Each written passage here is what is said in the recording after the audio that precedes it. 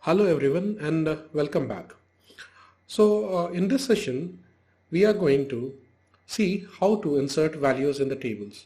But before we move ahead, let us see what we have covered so far. So far we have seen how do we create our database in OpenOffice base RDBMS software.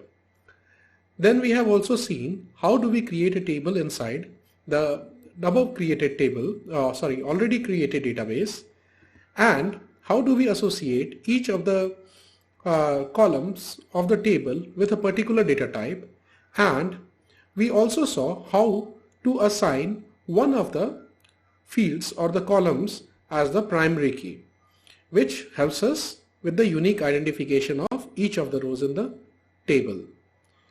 Moving ahead, in this session we are going to insert values in the table and create a row. Okay, so we have seen till now, we have created our database APS, and inside it we created a table students with some columns and also assigned one of the fields, that is admission number, as the primary key and associated all the fields with the relevant data type. In this session we will see how to populate the data values inside the tables, or in other words how to insert the values inside the table, okay, and thus creating different rows in the table. To conclude with, we'll also see, or rather we'll also test what happens if we try to create two rows with the same value in the column assigned as primary key. Okay, so now let us explore. So as we have seen so far that our database APS we had saved on our desktop, let us open it using the RDBMS software OpenOffice base. So let us click on it. Okay, I don't want to create a new one, I'll open an existing one. I can open either from the recently used one, or rather I can also go to the place where that database is stored. So I'll go with the second option. So like you can see on the desktop, this APS database is saved. Let us click on it and press on open. Wait for a few seconds. You can see our database is opened, and we can click on the tables and we can see the students table that we created last day is existing there, which is not having any data entry inside it. It's an empty structure with column names, okay, without any values. Fine. Now let us go ahead and insert some values in the fields of the table students inside our database APS. For that we are going to do the same thing. We are going to click on tools from the menu bar, and again we should go to SQL. The dialog box appears where we have to execute our SQL statements, and SQL is the language using which we give instructions to the database. So following the syntax or the grammatical rules of the language, we are going to write certain command like we did in the previous session for creating table. In this session, in the existing table, we'll instruct our database OpenOffice base, RDBMS software OpenOffice base, to create, or rather to insert values inside the table APS, inside the table students. So I have already got this command written. Let's copy it and then we will see what this command does.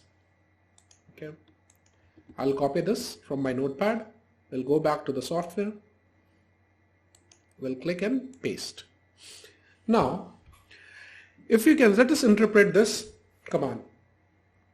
So this command says insert into students. That means you are instructing your database software to insert something into the table known as students. Okay, and immediately after it you will see bracket opening. Inside it we mention all the names of the columns existing in the students table.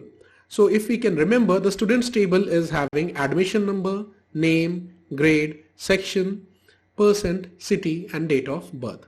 So we are saying insert into students table admission number, students table having the fields or the columns admission number, name, grade, section, percent, city, DOB, that is date of birth.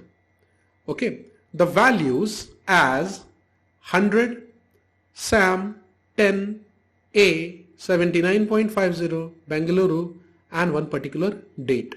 So what this means, in the table students, one entry will be made in the column admission number, which will have the value 100, in the column name, which will have the value SAM, in the column grade, we will have the value 10, in the column section, we will have the value A, in the column percent, we will have the value 79.50,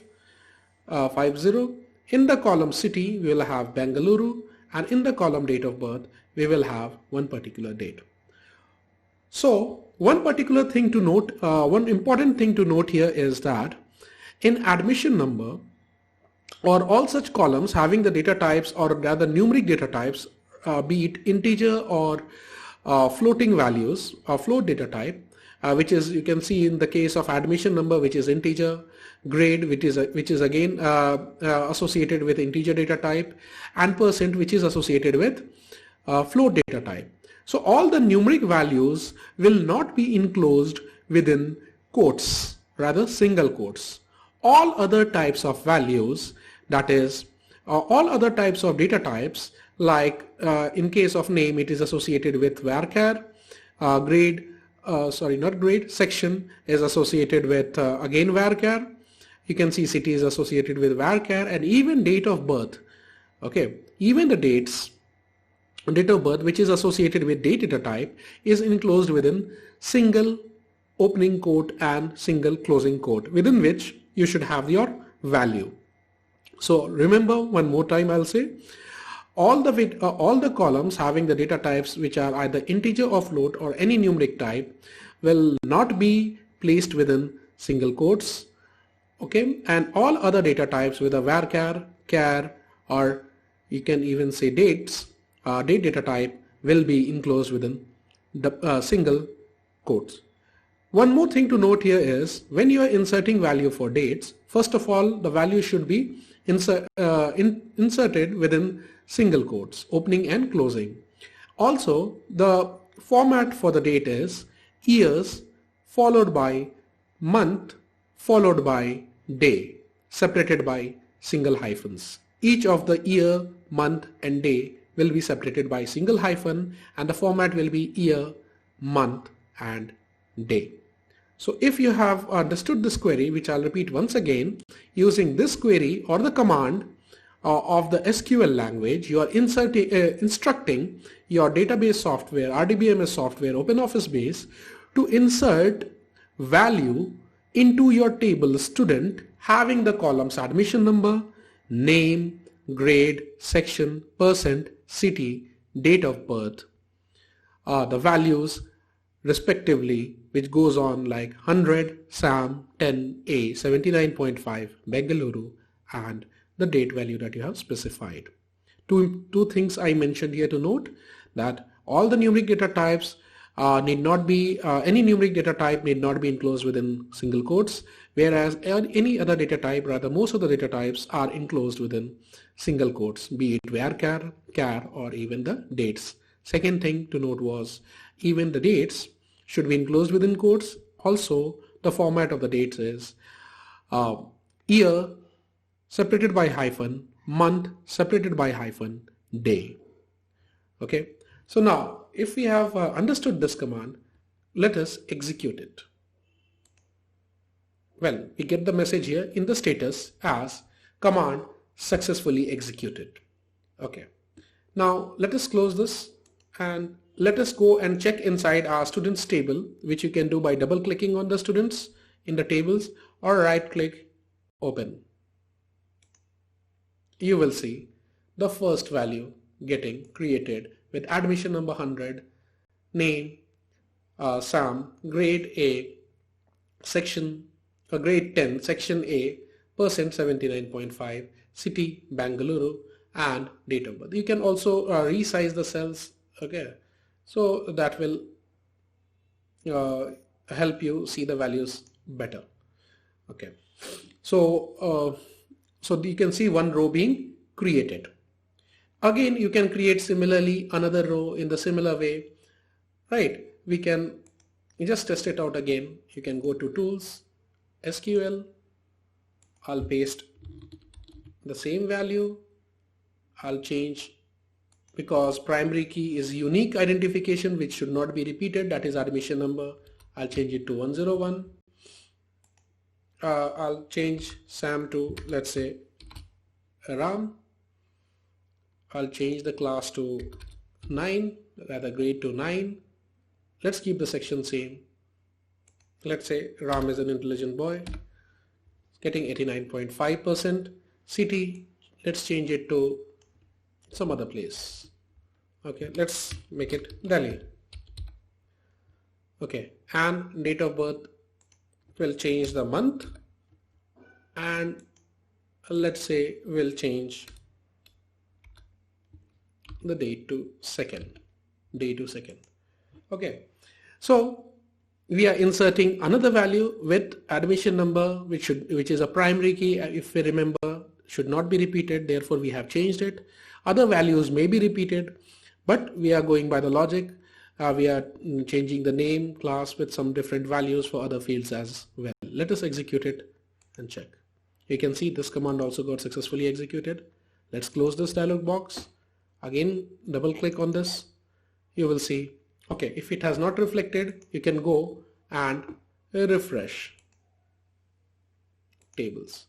Now you can open it and you will be able to see the second value as well. So this is an important thing. If the values that you have executed does not get reflected, you should go and refresh. Okay, so now you can see the second value, or rather the third value, the second row also being created. Okay, now let us explore our last topic for this session is, what if we repeat the value of the primary key field, that is admission number? Can the two students have the same admission number? Rather, can any field marked as primary key have the repeated values or the duplicate values? Let us test it out. Okay, let us paste this. We have inserted last value as 101. Let's keep it 101. Okay, let's make Sam to, we won't make much of a change. Let's make Sam to Sammy. Let's keep rest of the fields same, because there are no other restrictions. Other fields can have the repeated values. Let us see what happens. Let us go and click on execute. Now you can see in the status some messages being thrown. Violation of unique constraint. That means, in other words, it is telling you duplicate value for columns admission number. In other words, it is telling you, the software is telling you, you have violated a columns rule. Constraint means a rule or restriction applied on particular column. So it's telling you that there was a restriction applied on the field, on the column name admission number, wherein duplicate value was not allowed, and you have violated that constraint or the restriction of unique value for the field or the column known as admission number. So that means if any column is marked as primary key, you cannot have the repeated value for that particular column for any of the new student entry or any row entry, new row entry. Okay, so you can close it and you can check even after refreshing. Okay, you can see only 2 rows are there. The last value gave error, the last insertion command gave error, and there is no further modification in the table. So in this lesson, I hope it is clear that how to create rows by inserting values in the table already existing inside a database using insert command in SQL. Insert into command. Fine. That's all for today. In the next session, we'll also be exploring further various other commands as to how to update an already existing value. Let's say some value is there, Ram got promoted to 10. Let us see how we can update the values for the rows already created. That means we'll not be creating a new row or new set of values.